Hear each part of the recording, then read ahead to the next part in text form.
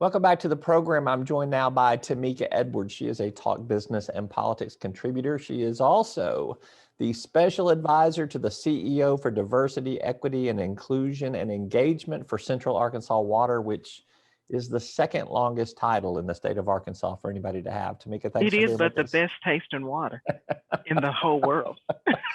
Agree with you on that. So I think Mervyn Jebaraj has got a longer title than you. He's the University of Arkansas Walton College of Business Center for Business and Economic Research Director. So Wow. Yeah. anyhow, I get 2 brownie points for saying both of your titles in one interview here. We are here today to talk about ALICE, Asset Limited, Income Constrained, and Employed. That is the acronym for a set of workers in the state of Arkansas who are their households are $48,000 or less. If it's a family of 4, it's $24,000 or less. If they're individuals, that's about 200% above poverty level. How widespread are ALICE defined people in the state of Arkansas?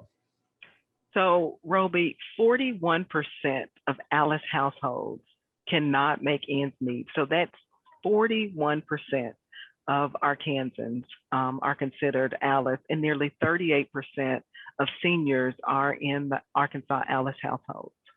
How do you, just tell me how you engage with this at Central Arkansas Water? You and I were part of a conference this week where we sat with a group of CEOs talking about ways to get engaged on this. What do you guys see at Central Arkansas Water on maybe a daily basis with this 41% of households that struggle to make ends meet?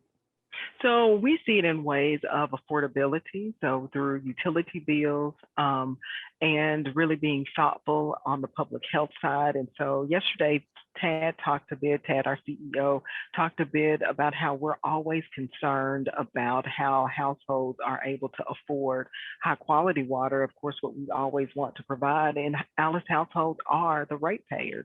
And so we have to consistently be thoughtful about affordability, consistently thoughtful about public health to ensure that we are delivering the services, but it's also in an affordable way.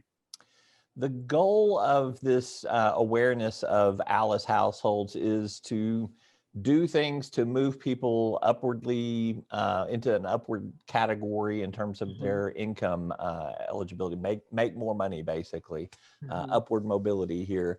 What are some ways that people and business owners and leaders can kind of do that?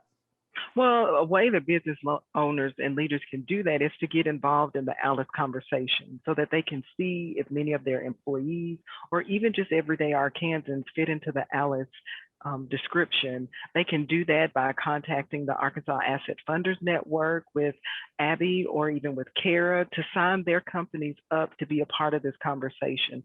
The more individuals know about ALICE in Arkansas, the more ways that we can look at our public policies in order to help individuals reach above that threshold so that they're right above the federal poverty level, but they are still struggling to make ends meet.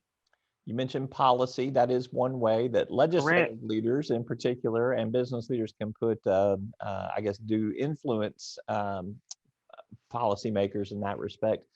We've seen some things talked about, low income tax credits. Right. Your CEO, Tab Bohannon, mentioned the fact that water is taxed in the state of Yeah, Arkansas. water's And that would tax. be one way to make some changes. Those are the types of conversations that you want to see on the public policy front, right? Absolutely. And be thoughtful about offering low to no interest microloans to qualified ALICE employees, or even to develop an employee relief fund to help employees cope with unexpected hardships. I mean, we can share information about ALICE with board members and other stakeholders so they can be thoughtful about ways in which they can advocate for individuals with ALICE. But now another way to find out additional information about it is to become an ALICE champion and to go to ALICENAR.org. We'll put that up one more time before we go here too.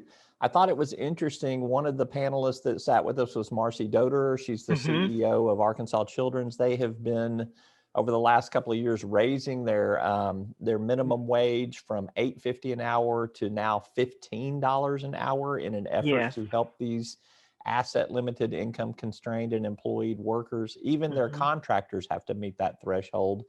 And she said to me that it still isn't enough. $15 per hour is still only $30,000 a year, roughly speaking. So it's got to be more than that, right?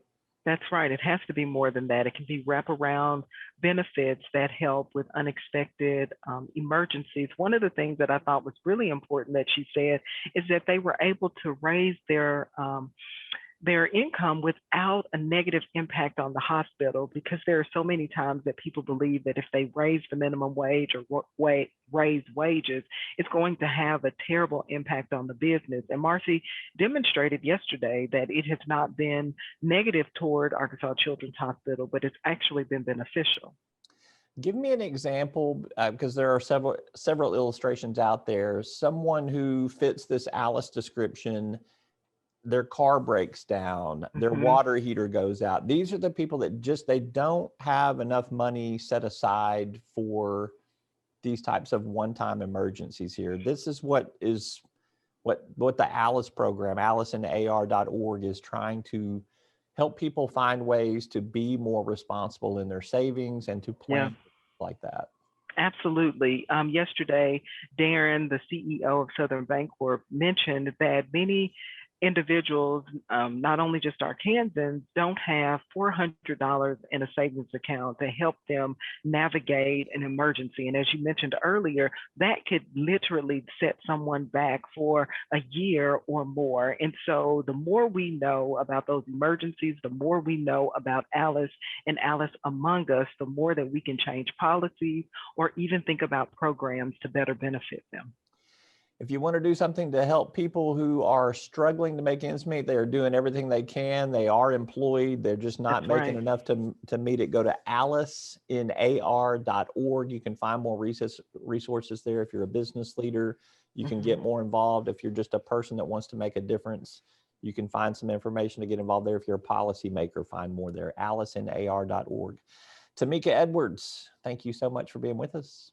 Thanks for having me, as always, really good seeing you.